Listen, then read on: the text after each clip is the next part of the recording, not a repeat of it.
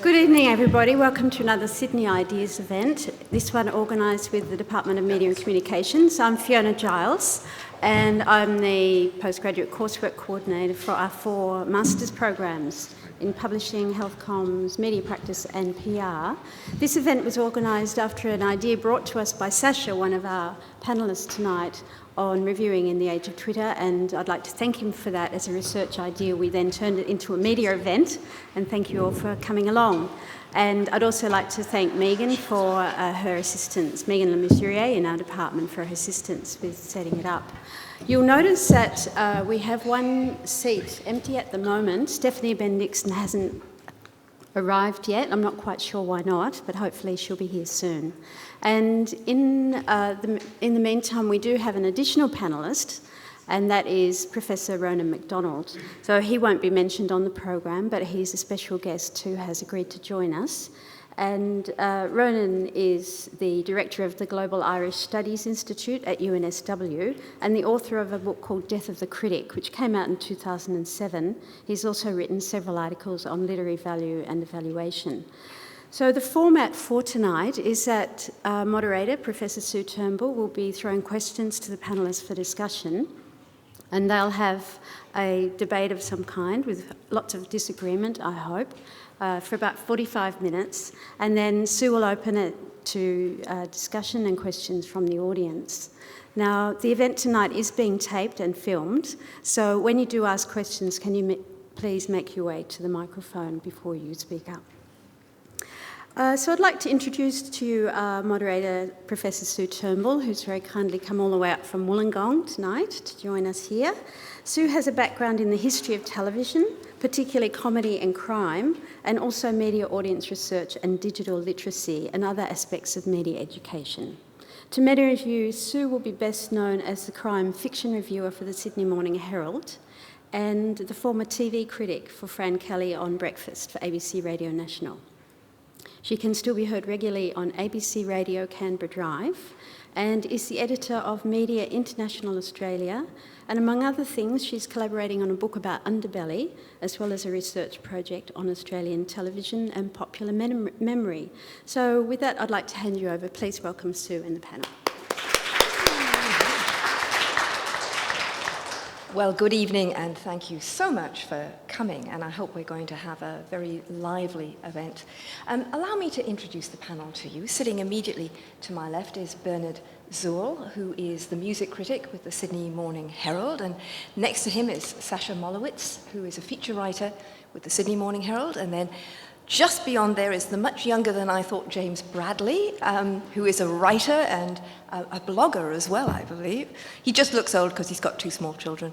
And then just beyond is Ronan Mcdonald, who we could not resist inviting to join us because of his book, The Death of the Critic, which, being a crime fiction novelist, I immediately thought would make a great title for a crime novel. So does it have a dagger on the front, in fact? It does, actually, yeah. There you go. Not many people thought it'd be a good idea. I don't know how many people bought it thinking it was a crime novel and were very disappointed when they got home. Well, there's enough kind of intrigue and murderous thoughts in English departments all over the world that I'm sure that it would find a ready audience if you decided to turn it into a crime fiction. So I'm going to start things. I'm going to give the panel a warm-up question just to get them going in terms of this whole debate about critics and reviewers, and indeed that distinction between the critic and the reviewer, which is a very tenuous one. I mean, I read recently that if a reviewer tells us what to think about something, a critic tells us how to think about something, and that's a kind of interesting distinction, but it's kind of on a continuum that's a bit hard to draw a line down the middle. But I actually want to find out who the panel reads and why when they want to read a critic. So that's your warm-up question. And Ronan, I'm going to start with you at the far end. Who do you read when you want to read criticism or review? Well, I've only come to Australia relatively recently, and I still am probably in the habit of reading newspapers and magazines from abroad. So I would always read Adam Marsh-Jones in The Observer in terms of reviewing. A critic that I read. I mean, if we to make the distinction, I agree with you very much that it's a hard one to draw hard lines between the idea of the critic and the reviewer. James Wood's criticism of the novel, who writes in book length form. I'm quite fond of them, yeah. I read Geordie Williamson here, quite loyally, in The Australian. I read James and his blog. But I think it's a good idea to read quite eclectically. I mean, the magazines I take are the New Yorker. I would look at the New York Times online.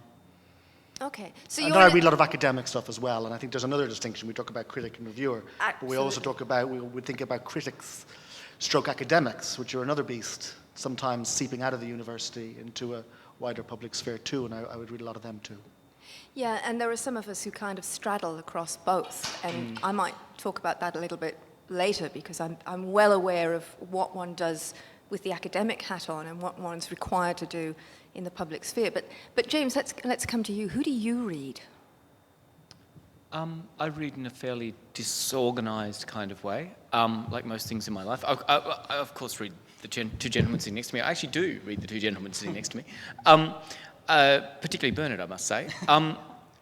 Well, he's interested in much of the same kind of middle-aged music that I'm interested in, so I read him.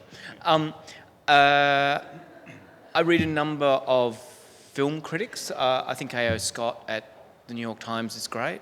I'm a great admirer of Paul Burns in the Herald, who I actually think is one of the great Australian, or is a great critic, full stop, and is criminally underregarded. I read, Adam Mars-Jones, a number of those kind of British critics. James Wood as well. I'm a great admirer of Daniel Mendelsohn, who I think is a quite extraordinary writer. I don't always agree with him, but I think he's always interesting. I think generally I'm interested in... Lev Grossman is another one I have a lot of admiration for.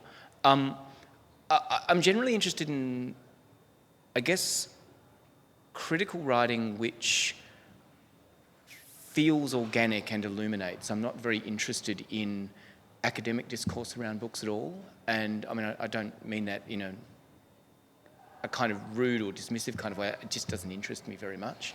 And I am quite interested in reviews, if you want to make that distinction, but I like them to be good. I want them to be funny, to be interesting, to say something, So, yeah, I read quite widely, really.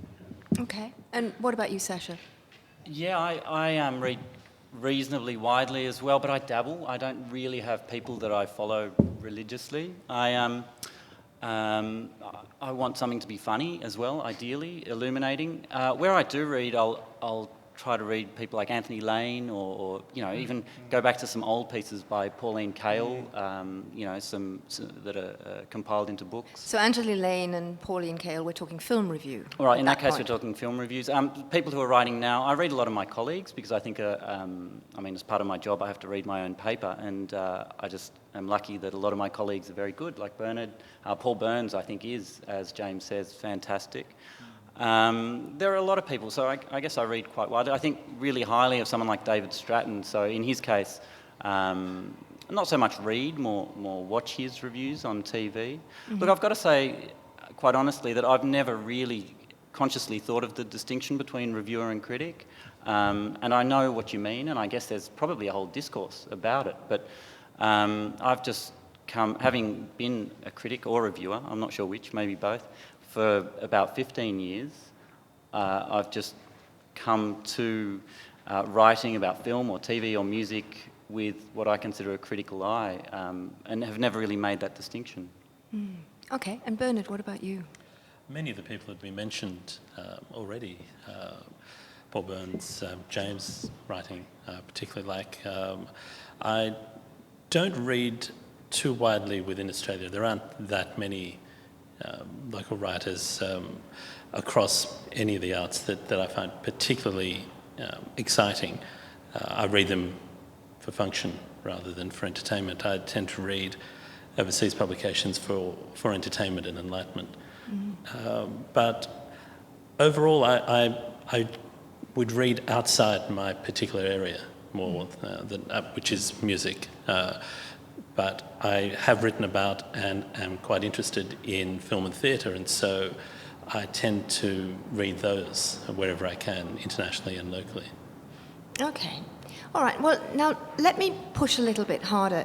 Ronan, why did you write a book called The Death of the Critic? What was it that you were lamenting that you think that we have lost? Well, I wrote it for a number of reasons. I suppose the initial prompt was irritation at a book that was published shortly before mine by John Kerry called What Good Are the Arts? And where he kind of took a very, very strongly relativist, I suppose, Thatcherite approach to evaluation or to making judgments. That was an immediate prompt, but there was also, I suppose, frustration about what had happened in my discipline with regard to particularly the role of evaluation. For a long time in the universities, in English departments, which is my discipline, evaluation was seen as central to the discipline.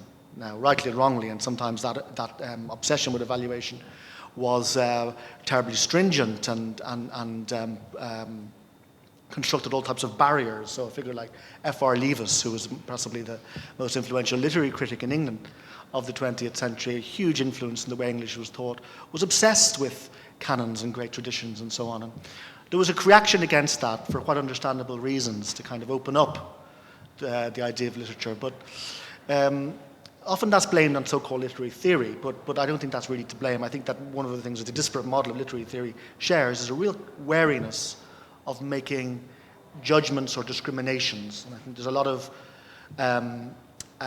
institutional reasons for that. And I think one of the effects of it was the loss of a public critic, the loss of that kind of crossover. The fact that James says, and I have every sympathy with him for saying it, he's not that interested in academic discourse in criticism. I think that's quite new. It's the last 30 years. In the mid-century, there were hugely significant figures who were very widely read, which I suppose many people would feel they should have read and be acquainted with. There was figures like Pauline Kael, who was writing in a newspaper, but also figures like Lionel Trilling or Edmund Wilson, exactly, or other figures writing book-length criticism. And I thought that sort of figure had gone, and I think that it's gone for a number of complicated reasons, and changing attitudes to authority and changing social changes. The latest change, I mean, with the internet, which I think is in many ways brought on very many good things, is only part of that. I was looking at a much wider lens. I did notice, however, when I wrote the book, a lot of people came up to me when I told them I mentioned I was writing a book, and immediately assumed that I was writing a celebration of the death of the critic. So they would say, I'd say, I'm writing something called The Death of the Critic, and they'd say, oh, good for you, put like the boot in, thank God.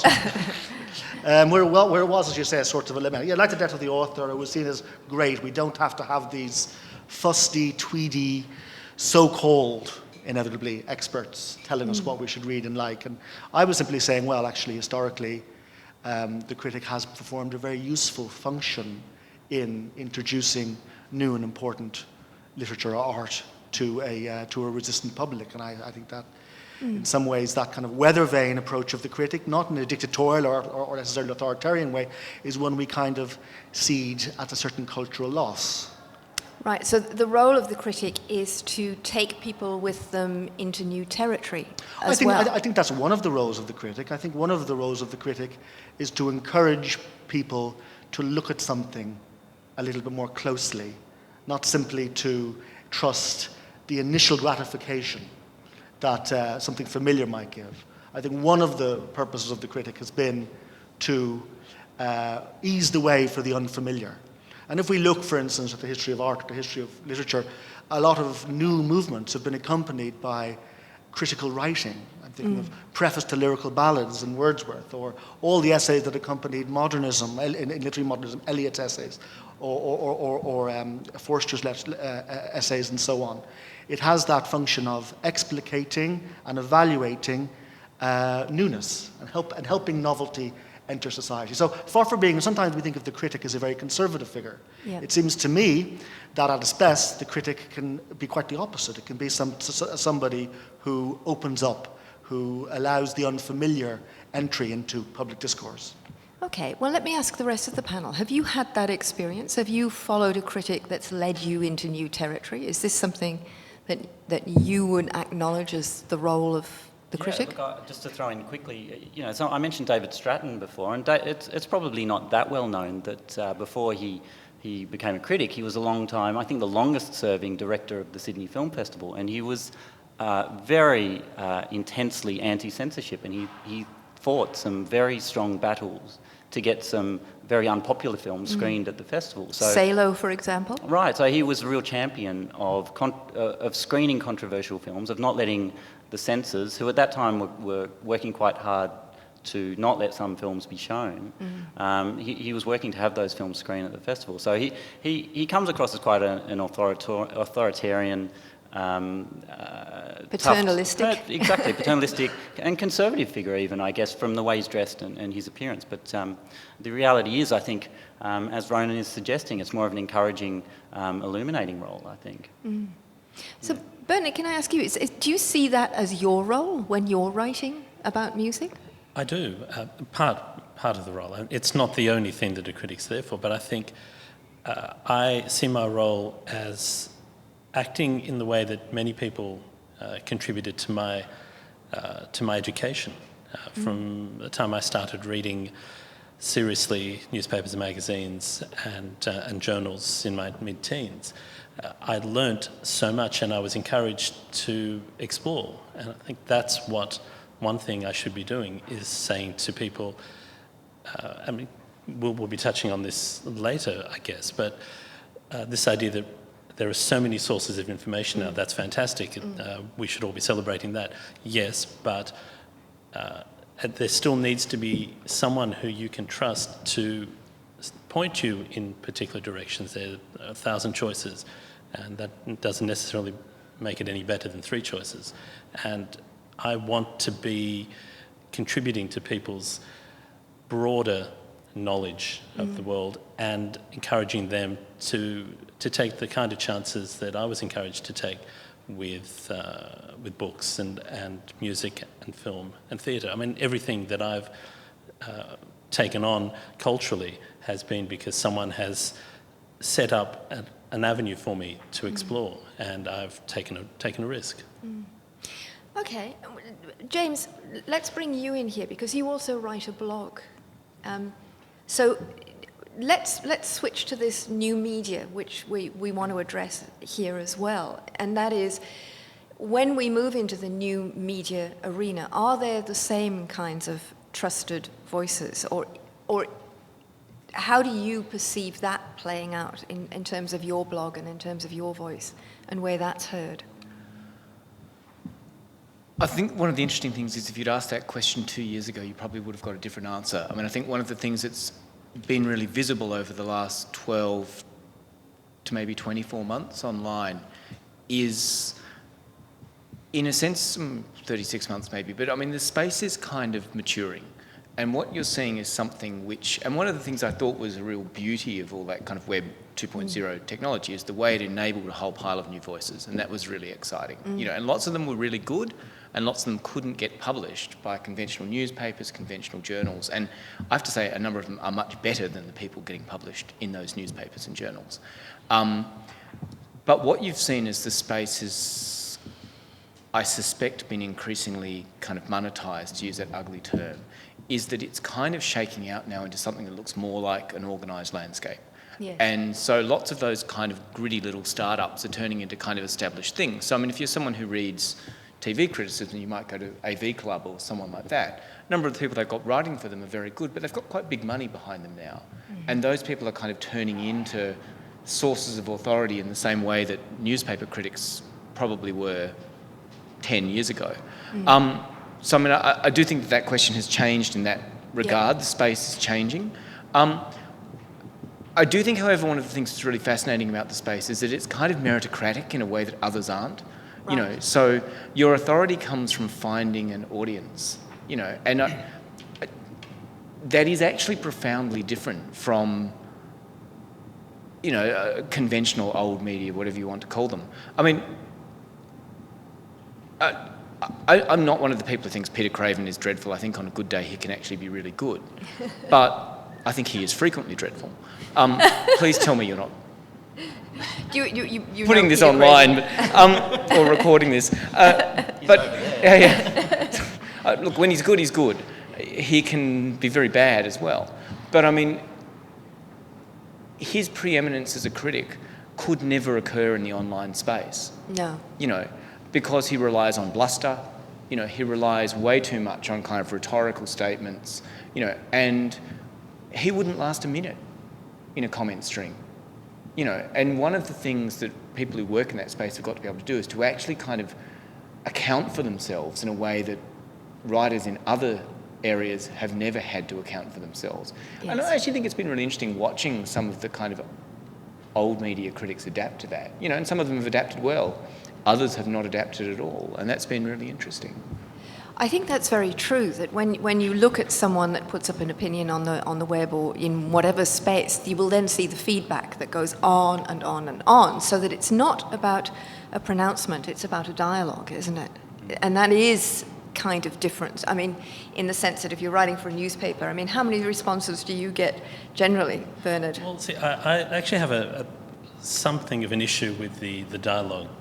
I think in an ideal world that does happen, but in a great many cases, online discussions are not discussions. They are a series of diatribes. They're opinion pieces. They're statements, which the further you go down the list of comments, the further you get from the point of the original piece. I think, and taking up James's point about the authority that comes online comes from your performance. I think part of the maturing of the online criticism or world is that you are finding people associating, acquiring authority by association, by their placement, by their presence in a stream that has built up this reputation. And so you could, to a certain extent, get away with some of the things that you mentioned. Certainly a little longer than you might have a few years ago, because people automatically defer to you because you write for X. Okay, but is that so very different from what has gone before? I mean, in the sense that you know, you wouldn't last long in a newspaper if they didn't appreciate your writing and they didn't think that you were doing your job well. I mean, is it that much different? But that's different from being good. Pardon? I mean, doing your job well is different from being good. You could look at the opinion pages of The Australian. They all do their job well, but they're not actually good. You know, but I'm kind of being glib, but it's actually a serious point. Yes, it is. It is indeed. And I can also remember critics that I have read in the past where, I mean, once you have an established authority on something and then you read them weekly, you learn that, in fact, everything that they love, you hate, and everything that they hate, you love. So it's kind of very useful to have those bad critics, as you think, in the sense that they are still indicative of where you want to go.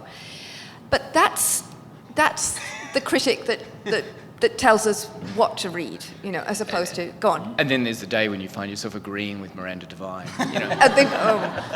I haven't arrived there yet. I said it once. I think, though, that there is it's not just a case of the critic. You come to know what they like, and you may well find a critic who dislikes most of the things you like, but you may still go there, and not just because it's like reading Jared Henderson, you feel like flagellating on a weekly basis, and so you go to him. And I've grown out of that habit, thankfully. But you go to some writers because they're writers. Yes. Because you enjoy the play of ideas, the expansion of your knowledge, and you may not agree. It's not important to agree. I don't read critics, reviewers, writers because I want to be told what I already know. I already believe what I believe, and I may change my mind, but I want to be pleased. I want to be entertained. I want to be addressed as as a reader, not as a student, and not as a combatant. Mm-hmm. Okay. Anybody else want to pick up on that? Is that how you go to reviews? I mean, I go to, and there are certain reviewers whose style you particularly love. I mean, I was a great fan of Clive James when he wrote television criticism in The Observer. I adored his writing. Whether I agreed with him or not, it was the pleasure of the essay, as it were. And are there writers like that? It doesn't matter, but it's the pleasure of reading them for you. I think that's absolutely true. I mean, the best critics, and that's not a new thing, have got a very individual style and have got a voice as distinct as a creative. We make sometimes a distinction between creative writing and critical writing, and it's a false distinction because, of course, critics at their best are artists and are writing with an extraordinarily distinct signature, which is pleasing. And good critics can write and communicate and stimulate and have a uniqueness in their own style, which also matches the particularity and the specificity of the artwork they're engaging with and honors that specificity. So it isn't simply about cumbersomely bringing in ideas or pre-cooked methods. It's recognizing. So there's a certain openness of mind, I think, in the finest criticism. And I think one of the good things about the internet is that, I mean, you mentioned the critical essay, of course, which in print media there are less and less forms for. One of the advantages of the internet is, of course, space in certain forms, that there is space to develop a longer style, a longer form, rather than just the couple of hundred words with the few stars or hats at the bottom that sometimes passes for criticism in newspapers. So, I mean, that brings us back to, the internet and the Twitter critic and the topic, one of the central topics of our discussion tonight, which is, can that kind of criticism really operate in this media environment? Are people prepared to invest that amount of time in reading and finding the people who can do that length of thing, or are we just all after a quick fix? Are there moments when we just want to know what to buy and what not to buy, where to go and what not to do, or are there moments where we really want something longer and more extended? And is the internet where we'll go? Yes, and yes. I think you look at what's happening is just that tremendous explosion of voices on online. So, personally, I have a great hope that a lot of what's happening online will really foster this great appreciation of the arts and culture and elevate society. And on the other hand, I have this great fear that it's just dumbing us all down because, that great line about information on the web being 1 mile wide and 1 inch thick, which, to put in our terms is 1.6 kilometres and 2.5 centimetres, still works the same, doesn't sound as good. But, that idea that you can't really get depth online, not because it doesn't exist, but because there is that real propensity to click at oh, look, here's a story about the Middle East, here's a story about something else that's important. Oh, look, there's a picture of Brittany, I'll click on that. So the temptation is always to click on the most instantly appealing story, which is very possibly the least culturally fulfilling and enriching. So look, I have the hope and the fear in equal measure about the possibilities of online. I at the risk of sounding as if I'm stepping out of line, I mean, I think we would, the four of us, I'm sure, would, in an ideal world, believe that we matter and the people we read matter and the discussions we're having are discussions being had widely. I think the internet, in many ways, is no different to any other media we've had in the past, in the terms that the vast majority of people don't care, don't read, don't want to know, aren't interested in anything more than the passing fancy, don't want to know more than, is this on, when is it on, does it have 5 laughs in it? The people who are interested in critical thought or in discussion are probably, I don't know, but I'm guessing proportionally much the same as they've always been. There have been periods in the past, Ronan mentioned periods in the mid-20th century where people felt they needed to know what was happening culturally and what was the critical thinking. But I think there was probably no more than there are now.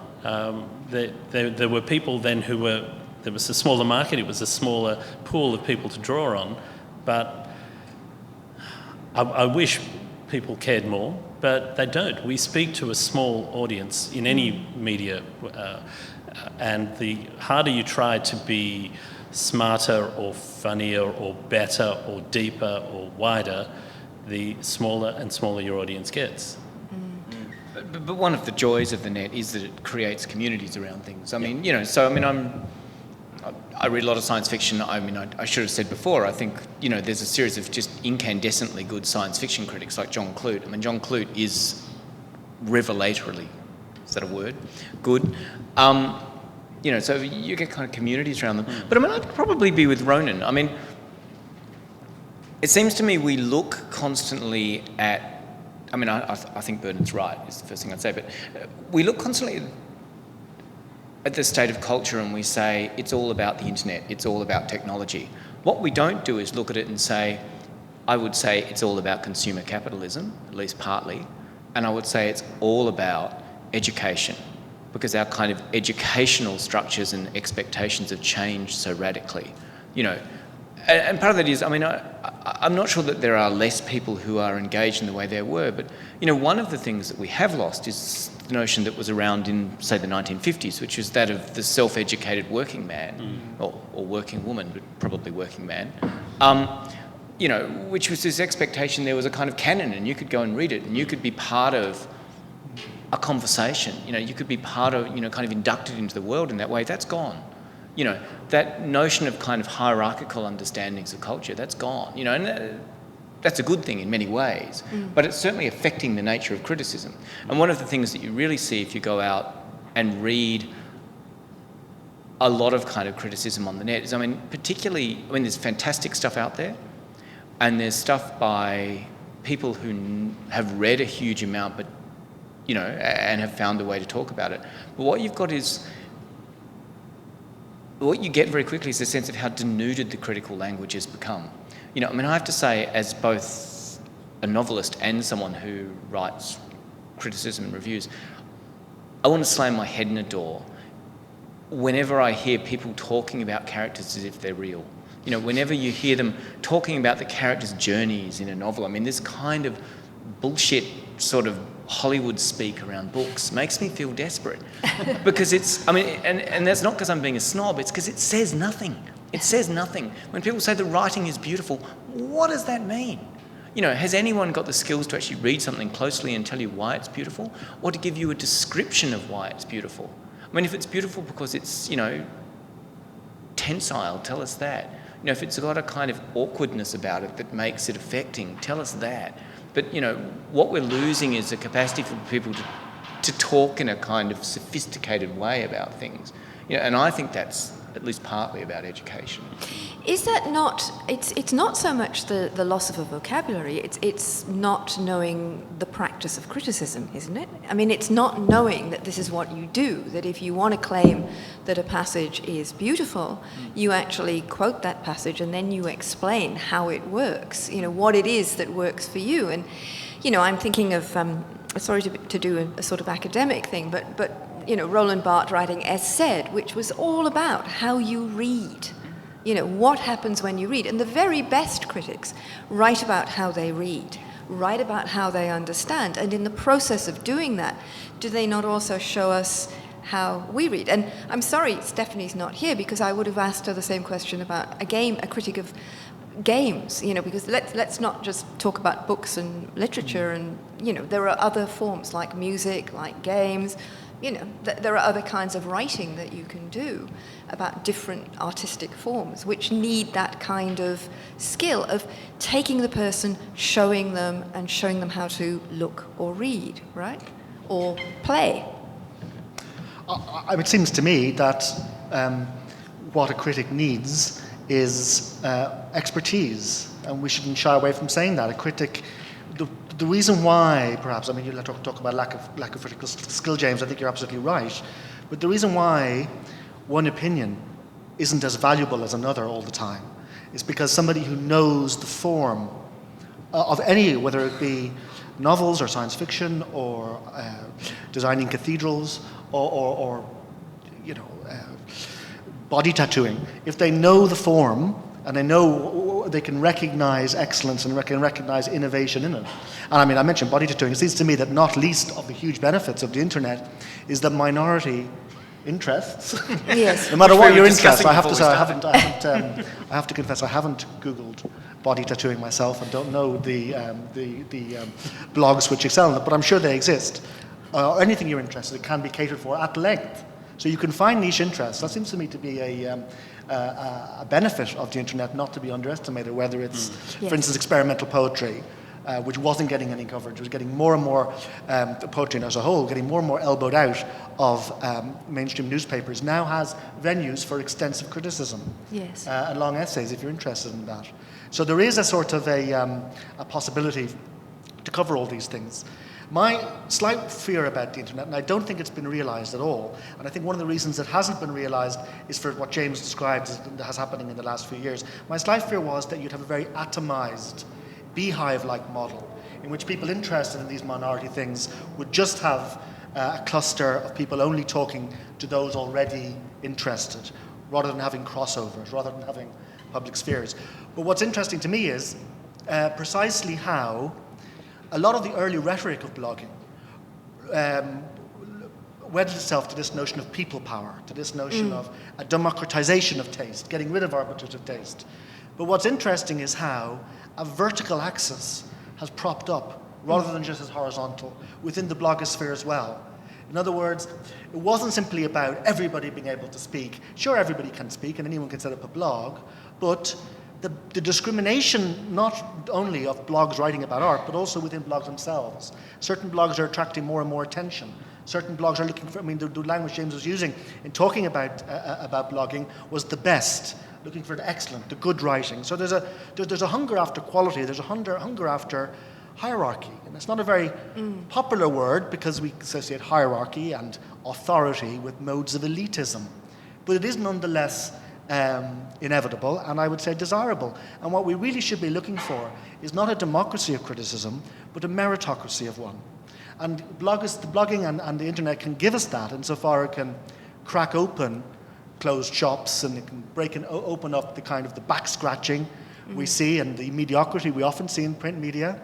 I think it was the historian Richard Hofstadter who talked about the New York review of each other's books. And that's certainly, we can all recognize that. You can see that all the time, the sort of back-scratchery and insidism. The internet has opened up that, so it's enabled meritocracy, and that seems to me to be very, very welcome. But the rhetoric of the internet has often been about letting everyone speak, and everyone's view is important.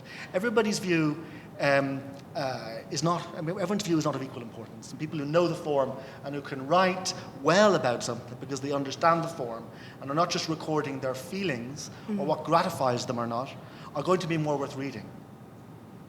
Yeah, and I'm responding to that in the sense that I spend so much of my day at a work computer that I actually don't cruise the internet for fun.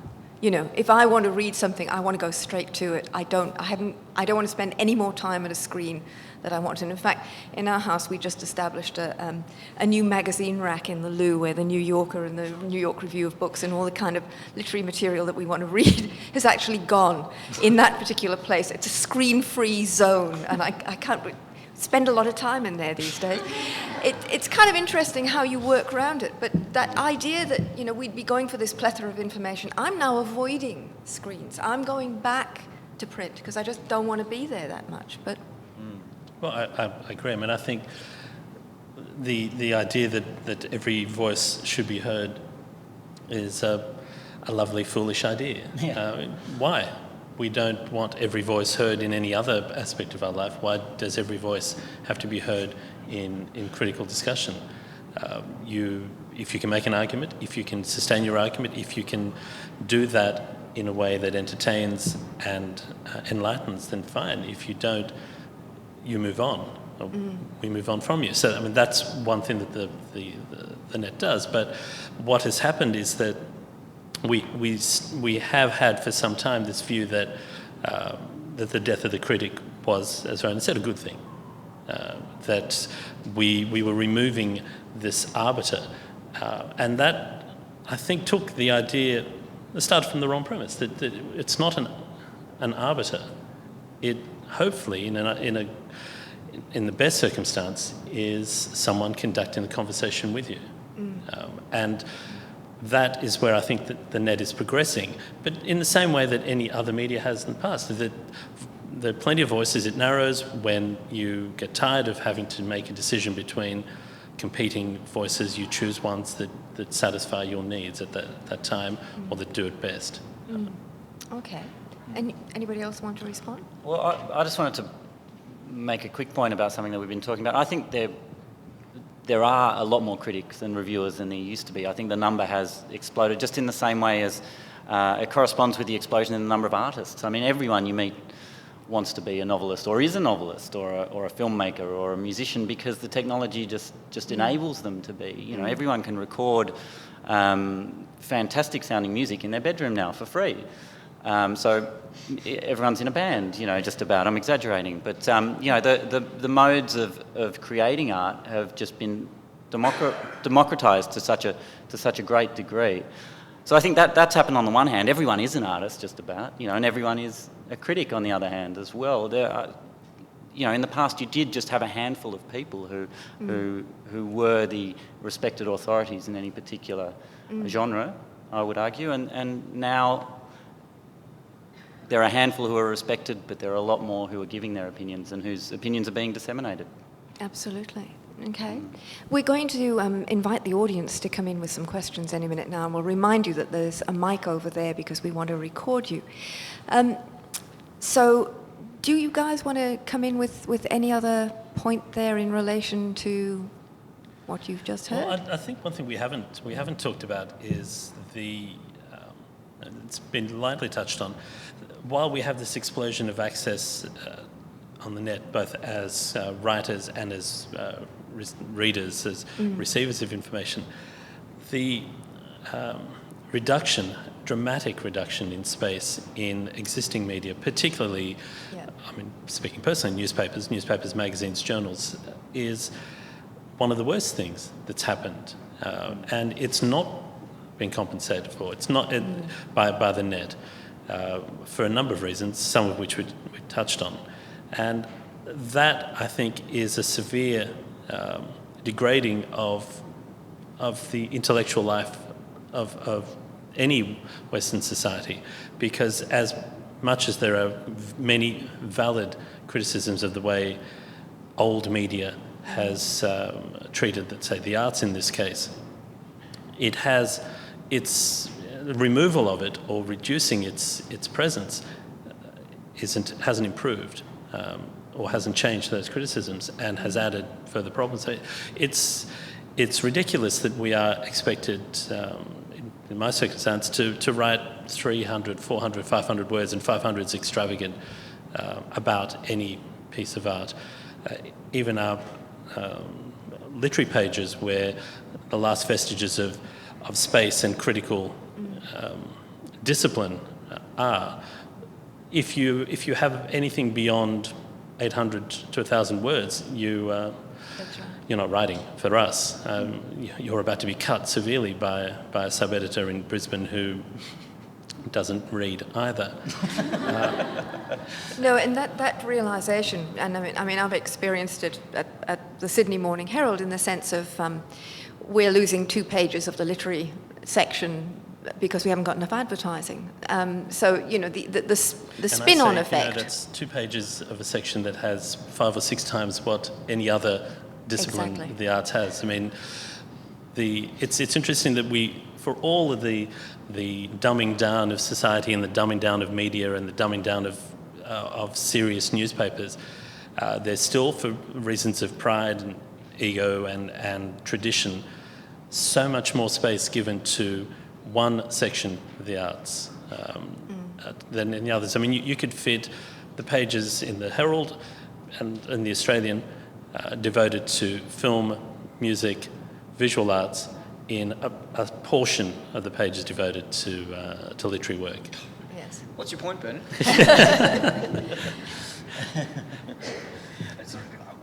One thing I would say that we didn't talk about is one of the things I think is really interesting, and it kind of flows from what I was saying before, is that the boom in online writing has changed the way people are writing about things and are writing about books and writing about TV, any kind of form. Because blogging, in a way, its origins lie in memoir or in diaries, commonplace books and things like that, you tend to get people being more prepared to give a kind of personal perspective on work. So there tends to be more of a tendency to, I think, often come at things in a kind of, I want to talk about one aspect of something, so you've got to kind of, they'll say, what really interested me about Rise of the Planet of the Apes was, rather than trying to talk about the whole movie. But I mean, it drives a kind of criticism, which I actually really like, where people are prepared to talk about what they love, why they love it, and often talk about their excitement with something in a reasonably unbuttoned kind of way, which the traditional book and film review doesn't really allow, because you've got so many kind of points you have to hit. You have to kind of describe the book. You have to give a sense of what it's about. All that stuff you have to. If you're writing a blog post about something, you actually don't have to do that. You can say, look, I really enjoyed this about it, and talk about that aspect of it. And that's often incredibly illuminating and quite exciting. I mean, it's the thing that leads you to stuff is people saying, this.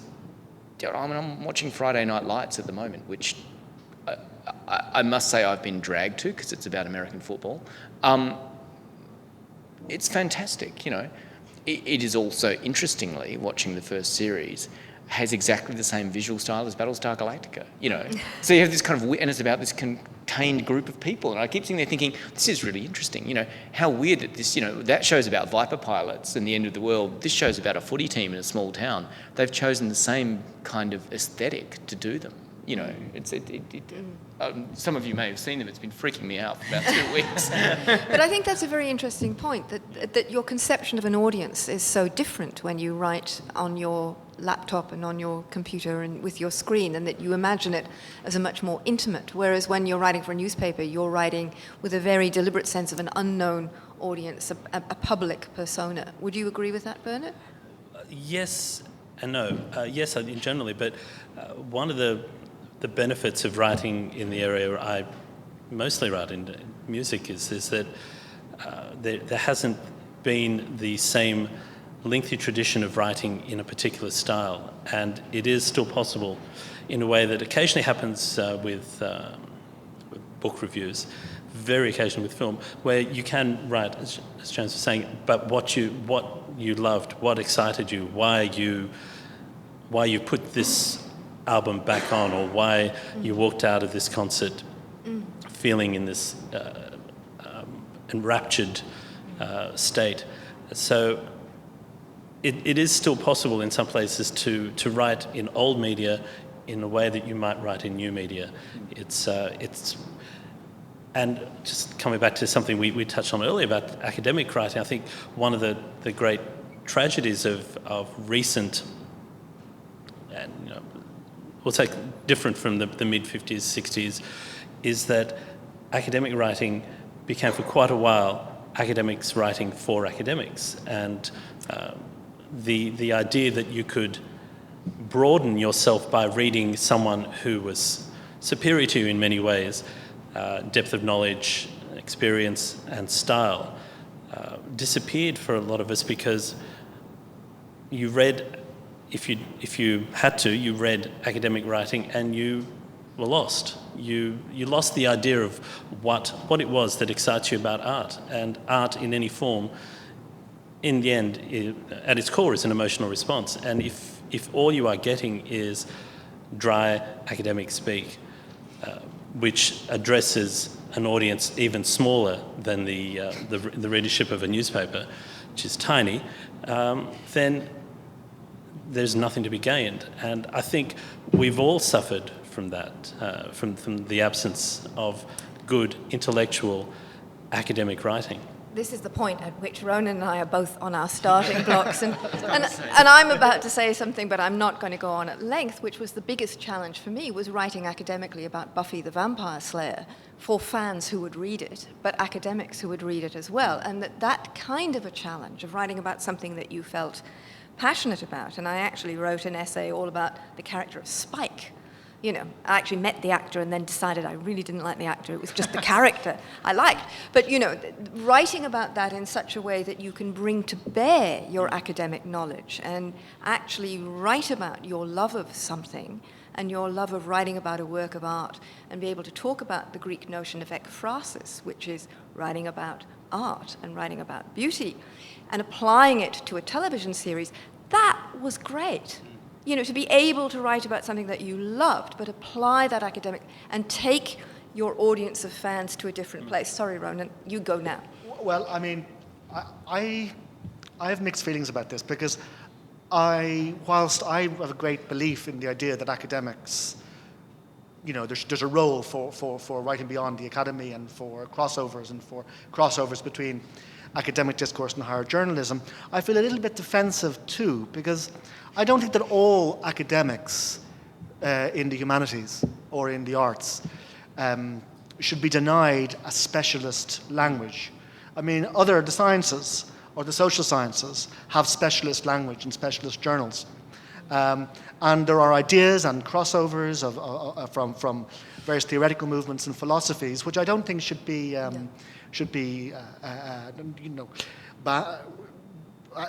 not available to literary scholars because they have to be accessible to an audience. It seems to me that academic writing should be broad, and it is broad. All academic writing, yes, there are some terribly ungainly, awful, jargon-ridden literary scholars who I could name, but there are good ones too. I mean, and you'll find a lot of people writing in the London Review of Books or the Times Literary Supplement are academics or the Observer. There is a crossover which should be preserved.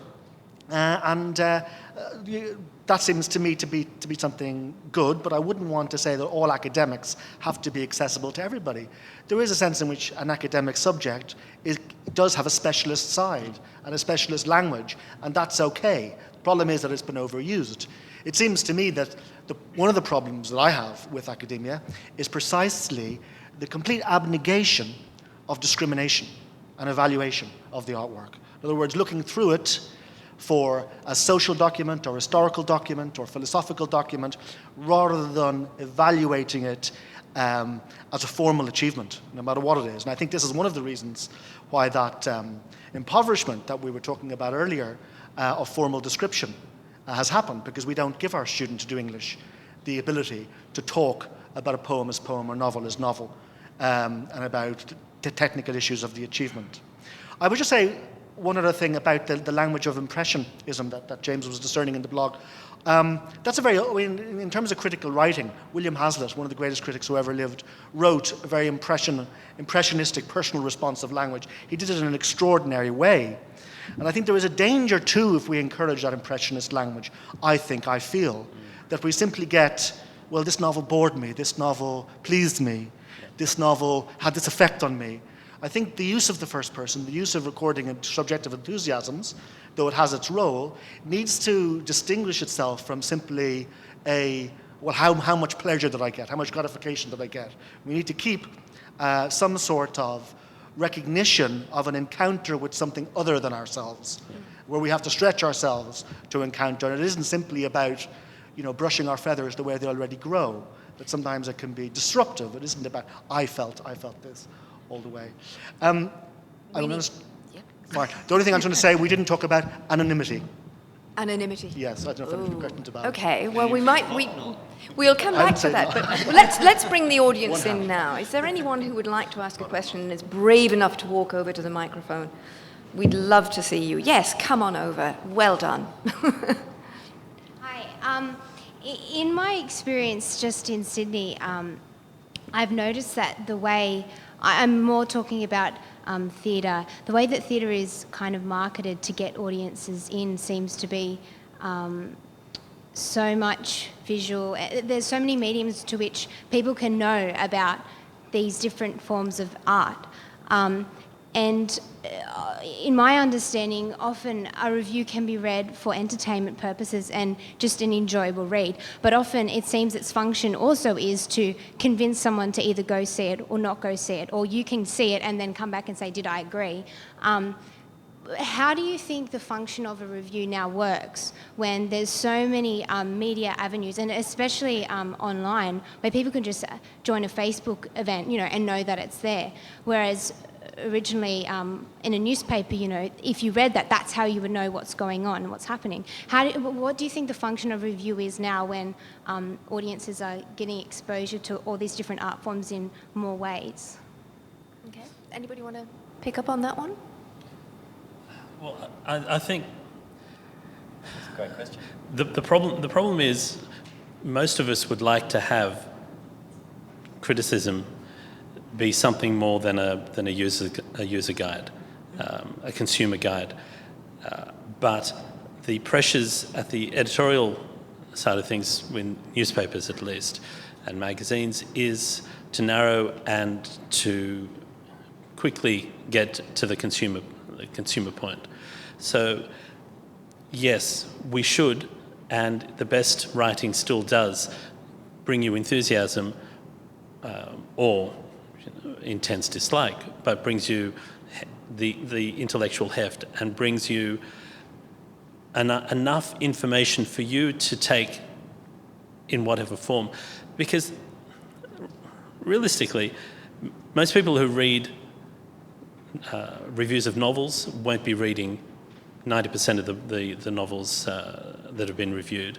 See the films. You read them to understand what's happening around the intellectual and artistic and creative world, or just for entertainment. But if we spend our time telling people what they should buy, we end up becoming of very little value, because you may as well just go to an online site which has 15, that aggregates 15 reviews and tells you that this one has had an average of 70%. And what's the point of that? What's the point of us then? You may as well just be a collector. Anybody else want to respond? Well, I think our role has definitely changed. Since 15 years it's been for me doing it, and 15 years ago there was no internet to speak of, and now whatever it is I'm writing about, be that books, films, TV, music, there are a lot more voices. There are a lot more other people reviewing that too. So whereas initially it might have been a case of, I love this book, buy this book, read this book, now it's still that, but I'm just one of several people. So I guess you are conscious sometimes that you're just one of many voices, and that does change your role to some extent. Exactly how it changes, I'm not sure, but the role of someone like Bernard or myself working at the Sydney Morning Herald has shifted in recent years, definitely. I mean, I would just say from my experience that, I get sent 30 books a month, and if I choose 4 of them, that's putting 4 of them in an arena where they're going to be discussed, whatever my opinion is. So I'm actually signposting them as significant no matter what I say, in the sense that they've been selected to pay attention to for one reason or another. But as a reviewer, and I'll call myself that for the purposes of the crime fiction thing, I'm constantly trying to get people to read the ones that I think are really, really great, to discover new authors, to say, here's somebody who's really good and really interesting. Yep. To try and take somebody to somewhere new. And the DVD reviews in Spectrum, to take a simple example. It's 1 page in Spectrum every Saturday. There's space for 3 reviews, and there are probably 50 DVDs, released every week. So it's very much a choice of, let's choose the really good ones mostly, and occasionally something that's a really big film that is awful and hilarious to write about, but mostly just something that's great that you want to bring to people's attention. We haven't talked about writing bad reviews. They're so much more fun to write. They're easy, they're wonderful to write, but generally in my case anyway, I stay away from them because I want to lead people to what's good, to great art if possible, or at least good art.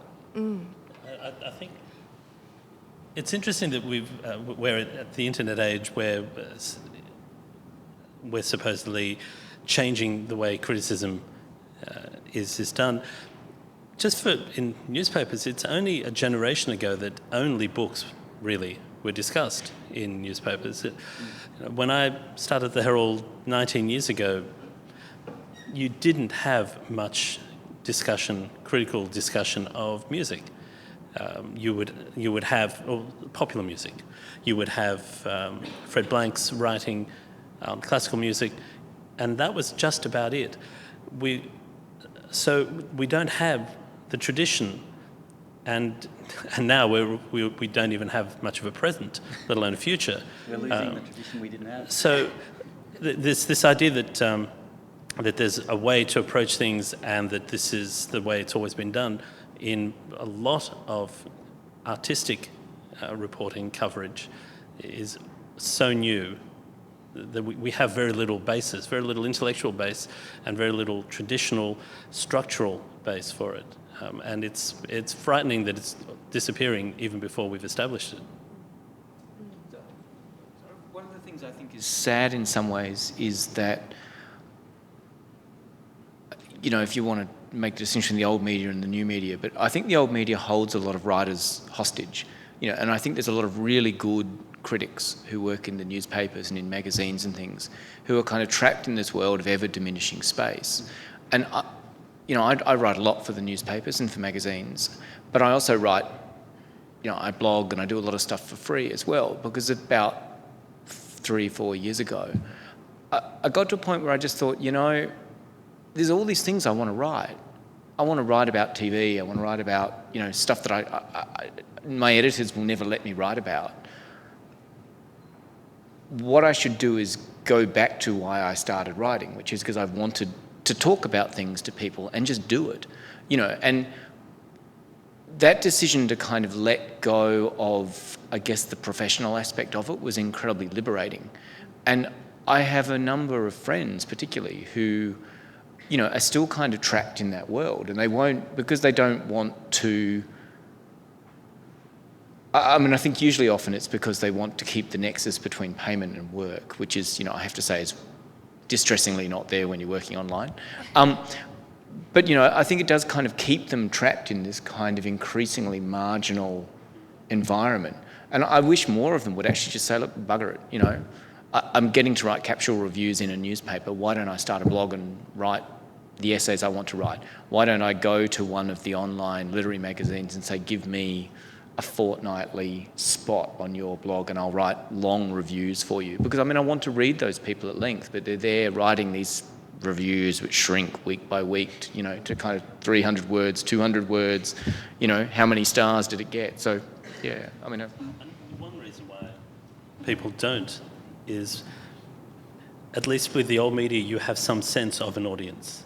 You know that there are 1 million people whose eyes will go across that work at some point. We'll just go straight to the cast. That's right. You know that their eyes just pass on to the next page. Yes. But I think that's one reason why people in old media don't abandon it, because for all of its faults and all of its reduced presence and influence, it's still a body of readers, of listeners, of viewers. Yeah. I mean, I'm not really talking about abandoning, I'm just talking about supplementing, yes. You know. I mean, you know, I'd love to see you writing kind of 1,500, 2,000 word essays that I could read, you know. Yes. I mean, and that premium of space, and we've got another question here. What role do you think editors play in creating strong critical discourse? And also, what role do other critics play, both in old media and new media? Because I think we can get stuck with where we're talking about things. It's more like, and following on from what you were saying, what do you miss about not having an editor?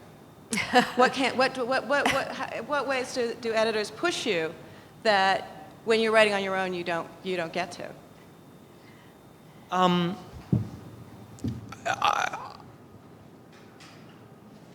As you may have noticed already, I'm someone whose mouth tends to move a bit faster than their brain. So I do miss having that interference run occasionally on my worst impulses. I do think there is a real place for a good editor. You know, I mean, you only have to look at, you know, a really well curated and managed newspaper to see the difference an editor makes. And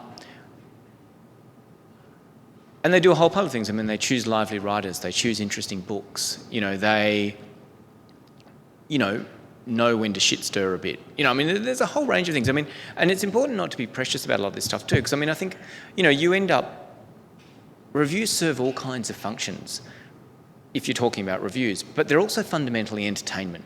and, it's kind of, you don't want to be writing endlessly positive reviews. Occasionally you need to write kind of negative ones. Okay, I actually wrote one the other day, which I feel slightly guilty about, which was an expression of there's a kind of inverse relationship between the length of a book and its quality when you get sent to review it. And if it's really bad, you can guarantee that it's 700 frickin' pages long. So you sit there for a week going, I hate this book. And you get to the end, you're just like, right. I'm sure Sue knows exactly what I'm talking about. Yes. But part of what you need to be an editor to be doing is just knowing when it's worth starting fights, when it's not worth starting fights. When a bit of trolling works. Trolling's wicked, but it's also kind of fun. Everyone gets angry. It's good fun. So yeah, I think good editors do that. They make things fun. And they find interesting people. They find new people, and I think that's really good. Editors, in my experience, though, lately haven't had nearly as much time to edit. The editors of sections, say, at the Sydney Morning Herald, their jobs have become harder. There used to be deputy editors that they've lost. They used to have production editors. They used to work with a team, and now that team doesn't exist, so they do a bigger job all on their own. So as a result, most editors don't really have time to edit in the way they should. Where if you submit a bad review that in the past might have been sent back to you, actually read the book, maybe engage with it, comment on it meaningfully. Now it'll just go straight through. Yeah, Bernard? Editors set the intellectual and emotional tone of the paper, and I think you can look at any newspaper, mine included, and see that the editor that's there at the time is an intellectual lightweight, terrified by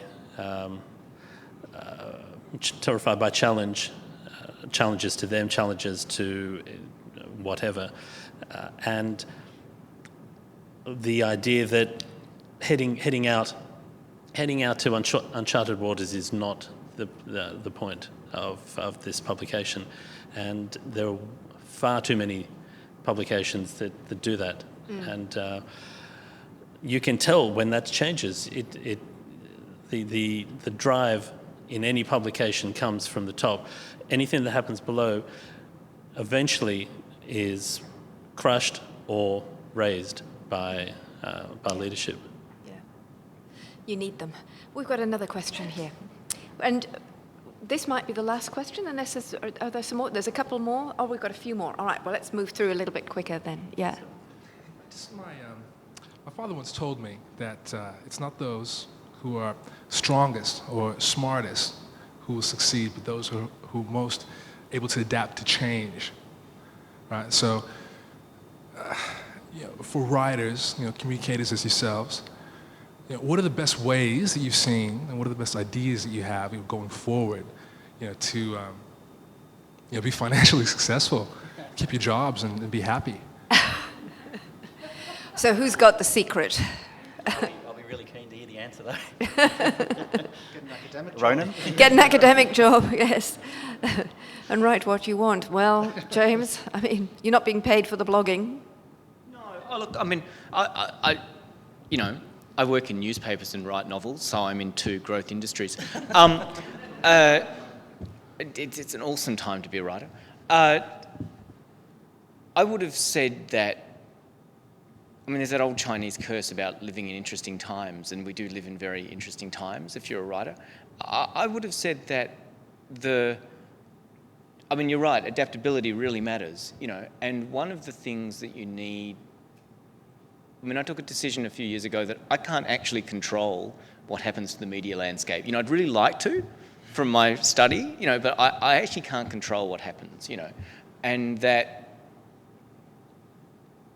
I've got to keep working for another 20 or 30 years. I actually don't know how to do anything else. I'm too old to go and do graduate entry medicine, which I used to think about when things were really dire. You just need to be prepared to kind of try different things, but just kind of keep doing things. The landscape is kind of beginning to cohere. Things are beginning to happen. But, you need not to be precious about stuff, and you need to accept that, I guess, that you won't end up doing things the way you thought you would. You know, I mean,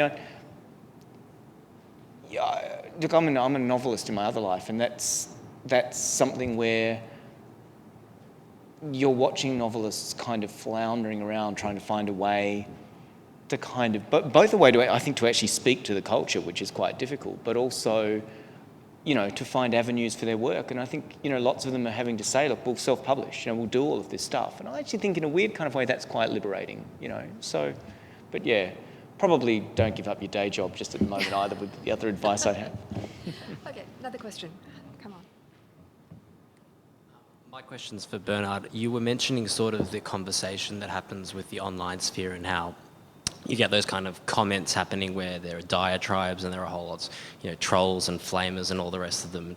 I've experienced them and they're not so fun all of the time. But with the sort of monetization of the internet, and especially in the music sphere, there are sites such as Pitchfork, which you'll notice not only have long form writing, but also don't allow comments. So it's kind of going back towards almost that old idea of criticism. Do you think that that is possibly the way forward? No, I don't think so. Because you can't unbell the cat. The people want to have a chance to express themselves, and we're never going to go back to a presentation of information and you take it away and do as you wish. But as we said at the beginning, I mean, what's interesting is that we are narrowing what seemed at first to be just a broad and wild expansion. We have a place now where, a time where people feel that they have the right to express and respond, and I think we have to, as writers and as opinionators, to accept the fact that we are not alone anymore. And I think we shouldn't, for our own sake, not just because this is what you who may read us want to do, but also because for us, there are fewer and fewer occasions to engage in intellectual discussion about any area you cover. For a number of reasons, not the least of which there aren't that many people you want to have that discussion with who work in your field, in my field. You need to have that interaction. So I think there's still a place, though, for something that happens that doesn't need to be a to and fro. I just think that it's not going to exist on its own anymore. You wanted to come in, Ronan? Yes, I think that, I mean, because it comes back to a question you asked at the start, Sue, about dialogue and the conversation. It seems to me that, and it also comes back to that, you know, the one word I mentioned at the end, anonymity, because an awful lot of the commentary, not just under reviews, but under opinion articles and so on, which is afforded by newspapers, which is anonymous, is of appalling quality. I mean, look at the comments below any YouTube video. And many of the comments, not all, but I think the quality of the commentary underneath newspaper articles is not high. A much, much better example of discursive criticism is what you get on blogs, where you have people kind of engaging and other bloggers engaging, and you have really, really tremendously engaging exchanges of views of a very high quality quite often on the best blogs. It seems to me that those two modes of dialogue are contrast a great deal. And I do think there's an issue with anonymity. I think it's particularly, I mean, Amazon. We didn't mention Amazon, but I mean, when this 10 years ago, everybody was talking about Amazon reviews. There are named Amazon reviewers. Some of them are good, but there's an awful lot of nameless reviewers, an awful lot of trolling, an awful lot of green ink, an awful lot of nastiness comes out on the blog, which is unfortunate. I mean, you all probably heard of that wonderful story of Orlando Figes. Am I pronouncing his name right? Orlando Figes is the Russian historian who reviewed all his competitors' books really, really badly and anonymously, and then threatened to... Better than that when he got caught. When he got said caught, it was my wife. Yeah, he said it was his wife. For about 24 hours. But I mean, I do think, years ago the TLS was anonymous reviewers for a particular reason, but there are the absolute unaccountability that you find in certain fora seems to me a cause of concern, and it releases kind of a noxious miasma into the public sphere, I think, sometimes.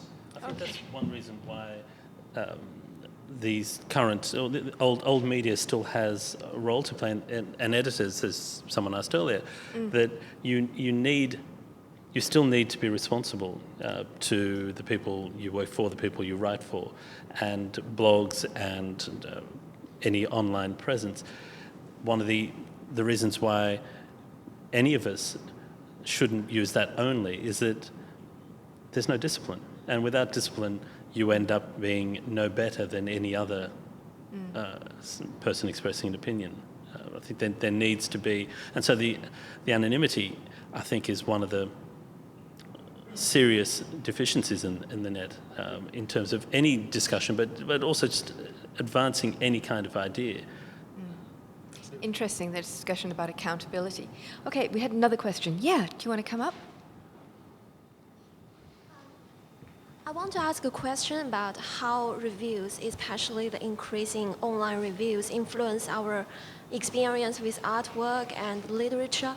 Does review encourage a kind of lazy reading or lazy tasting listening, because people tend to read reviews before they go to a cinema or go to a restaurant? Yeah. Who would like to take that? I'm sorry to say so, but I do think sometimes reviews spoil the fun of discovering, the fun of encountering something new while reading the original work rather than reading someone else's comments and read the original work later. Thank you. Okay. All right. Anybody would like to take that up? Do reviews spoil it for you? Well, first off, to start with spoilers, I mean, film reviews sometimes contain spoilers, and that's a terrible thing, and that to me is one of the main jobs of a film reviewer is not to include spoilers. And I personally try and stay away from plot descriptions. I describe plots in very ambiguous terms. So that's very deliberate spoilers. Apart from that, I think absolutely reviews can... I love coming to something entirely new. I recently saw a film called Into Eternity, which is screening at the Antenna International Documentary Festival on at the Chevelle in a few weeks. I knew nothing about it, and it was absolutely fantastic. Partly because I knew nothing about it. It was really scary. I won't tell you what it's about. You'll have the same experience. I nearly fell into the trap that I set for myself there. So I understand that. I guess it's, if you don't want to read reviews, don't read reviews, is the first thing. They can make you lazy. I don't know if that's the right phrasing, but there can be a sort of diluted emotion that you get from the review that will then spoil the actual engagement with the artwork, for sure. And maybe that happens more now than it used to, because, in my view, certainly there are more reviews out there. I don't know, what does anyone else think? We are in a world where people travel with thick books that tell them everything that they should go and see and do in this particular town. And when you go to the gallery in this town, make sure you go to this room. The reviews in that sense are part of a broader... Planet Earth Guide. Yes, that's right. I mean, we're talking about people who go to concerts holding their cameras up, filming the concert that they're attending, and sometimes watching through the camera, and other times spending most of the time organising that camera, that shot. So the reviews had the problem that you describe. I think it's true, but it's part of a broader approach to living that we have now. On the other hand, I think, how are you going to know that something exists, and how are you going to know why you might like it if you don't read about it? I mean, I've read many books that I would not have come across unless I'd tripped over it and picked it up to read, because I read a review and I read discussion of it and I read references to it elsewhere. So what else can you do? Yeah, what about the pleasure of arguing with that review? I think one of the really interesting things in the last couple of years has been the rise of the kind of the thing you get about a lot of TV, where you have a series blog, and they'll post after the thing's shown, and kind of give a kind of review of the episode and a discussion of the episode to then start a discussion about the episode. So instead of doing the thing that reviews have traditionally done, which is in a sense gone before people have gone to see it, they come after people have seen it, so they can then come and talk about the thing they've seen and maybe learn something about it from the thing that's from them. I actually think that's quite interesting kind of reversal of that kind of problem. Well, it's the equivalent of having a tutorial after a lecture, isn't it, really? Yeah. But I mean, I was obsessed with Game of Thrones, as I'm sure a number of other people in the room were, and I'd spent a lot of time reading the kind of, both Time and AV Club had great kind of summaries after every episode. And I'd sit there and go, oh, really? I didn't realise that person did that, but it's great. They are sort of doing different functions, aren't they? I mean, we have the sort of, we obviously live in a society where there's a massive glut of entertainment options, and people want to have guides and decisions. And this applies to the arts, and also, I mean, one thing that I think we're all the better for is TripAdvisor. I don't know if you use it, when you're going to stay in a hotel, but there's a sort of internet or the sort of review you use to help you make your decision. And that is a place, and that's a noble calling. I would also want to say a word for the critical engagement after you've seen something or watched something, which makes you, particularly if you've seen it, you're going to see Terrence Malick, and you want to read, you want to think, you want to engage with it, and that seems to me, I think we all agree that the distinction between reviewing and criticism is porous, but if you're going to make one, it seems to me that the critical essay after you've encountered something has a place too, because it deepens and broadens your satisfaction and your appreciation or something to be involved in. But they're quite different things, aren't they? The sort of role before and after.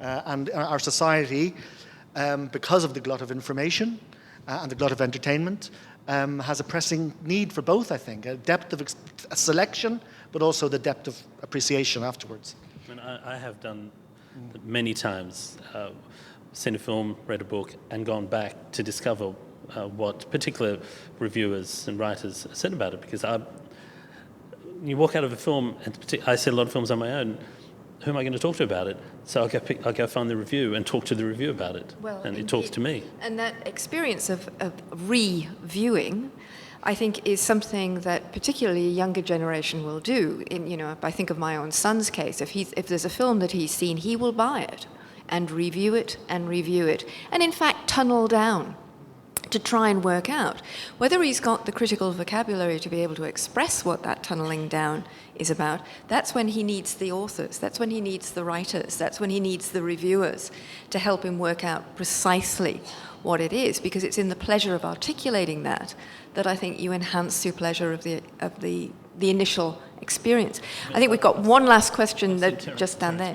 Films and come out and wanted to know what I've seen, Yeah. and I've gone back to read, because I know I loved it and had a great experience, but I didn't have the language necessarily to understand it.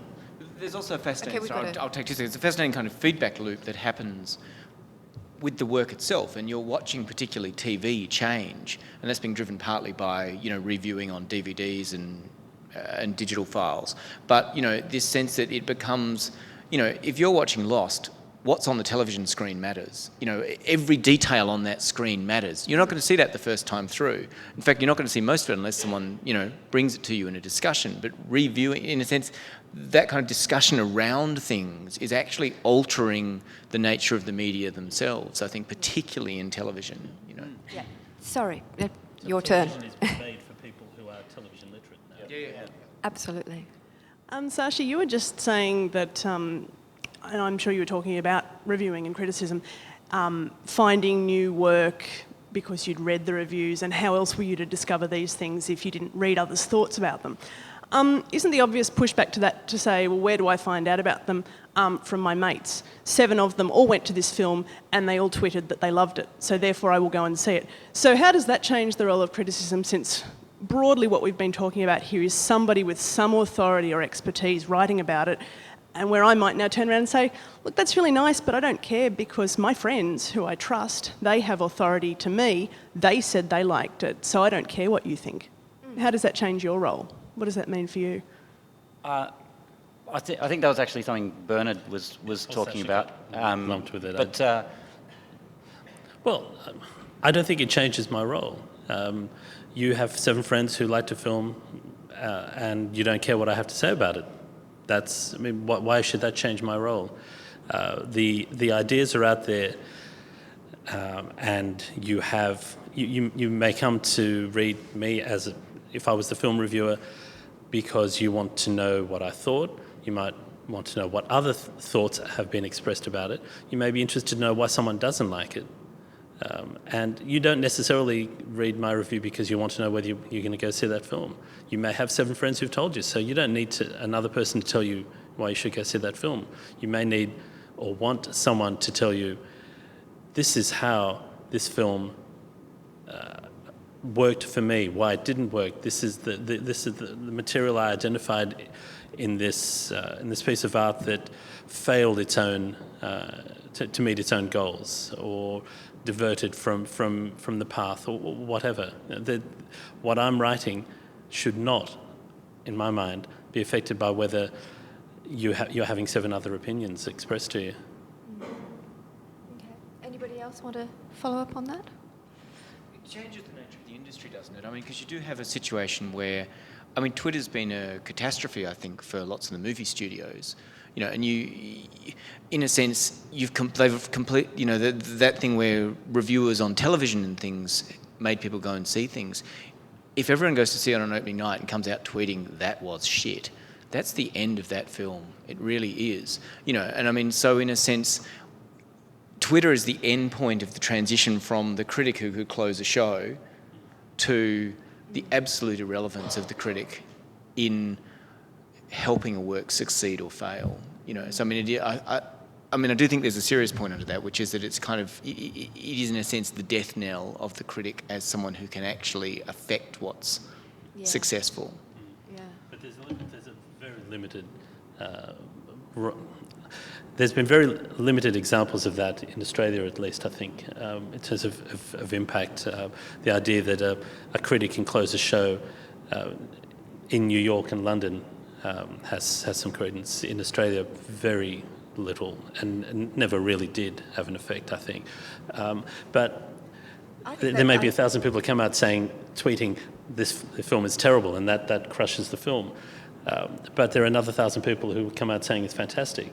The balance, it may work out that the film survives because the public critical response is equal. I think also it depends who your friends are. Your friends might be very discerning people, but not everyone's are. And there is kind of a danger, I think, that if we listen only to our friends, we just go with what we know we like. Yes. And we just go with the familiar, and that ends up going with the formulaic in the case of many people's friends. And I think that, James was talking earlier about the kind of the autodidact of the mid-20th century and the idea of familiarizing yourself with a canon. And we've got rid of the whole notion of cultural capital, or we've been very suspicious of the idea that some things are good for you because that's elitist. But I think something has been lost, actually, it used to be, you think, I'm going to go to this because I know it's good for me, because it has a great reputation and it's high culture. And okay, I may not like it immediately, but people are so, there's a tendency now to be very, very hostile to that sort of high cultural, hieratic, elitist sort of an ideology. And I think whilst we might be, and I would welcome the breakdown of some of that old Kenneth Clark civilization type ethos, I think cultural capital and aura can help people meet the unfamiliar, because it's good to meet the unfamiliar. It's good to encounter the unfamiliar and the challenging and something which brushes our feathers against their natural growth. If we simply go with our friends, we'll just end up seeing, depending on our friends, snakes in a plane again. Have we gone too far the other way? Have we gone too far from the canon and the respecting the canon, having a canon, to the democratization? I think we have. I think we've been kind of very, very cravenly desirous to get away from anything, from discrimination or evaluation outside what you like and what's good for you, and validating everybody's views and everybody's opinion and everyone's responses. One opinion is not as good as another, I don't believe. But it also means that you end up living in a kind of perpetual year zero. The Taylor Obrecht book that just won the Orange Prize, The Tiger's Wife, good book, reviewed as if magical realism in the 80s never actually happened. You know, reviewed as if urban fantasy does not exist. You know, I mean, and it's fine, but, you know, it's not like it's the first time someone's done a book with magical stories in it. But somehow, you know, I reckon I saw a reviewer mention that it was deeply indebted to a tradition. You know, and that absolutely, you know, impoverishes our critical understanding of the things we're looking at. I didn't think we'd end up here, but look where we've ended up. It's kind of very interesting. And it also makes me think of, I met a young man who's actually a games maker. And I was saying, what do you want from students coming out of university? And he said, oh, for God's sake, teach them the history of games.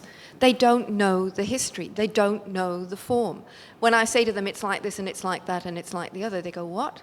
So they're all inventing it anew. So in fact, the industry that we're wanting to put people into to make things actually want us to have that sense of history, not just our audiences as well. Well, thank you all very much for coming this evening. Thank you, you've been a great audience. Let me invite you to thank the panel, Bernard Saul, Sasha Molowitz, James Bradley, and indeed, on the end, Ronan Mcdonald. And thank you again, and good night.